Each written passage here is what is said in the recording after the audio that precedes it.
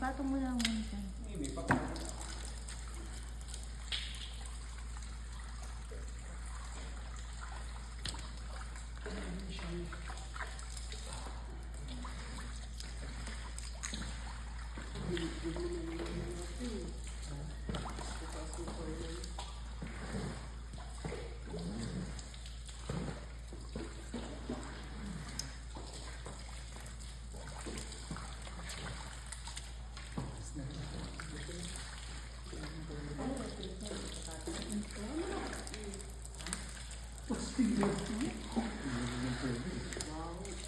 Baho ang tae.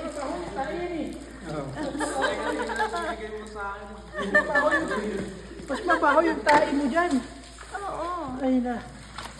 Pag nagluto na yan. Ay, sabagay pigs lang naman yan. Oo, yun ang pagkain nila kasi. Yan o, yung ganyan o. Oo, ganito. Bagong kata.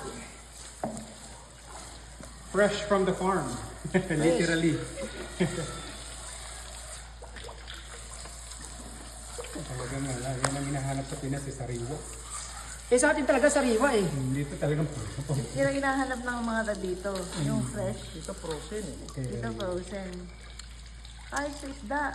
Oo, puro. Ang dami namin tindang isda. Galing sa Indian Ocean daw nila nahuli yun eh.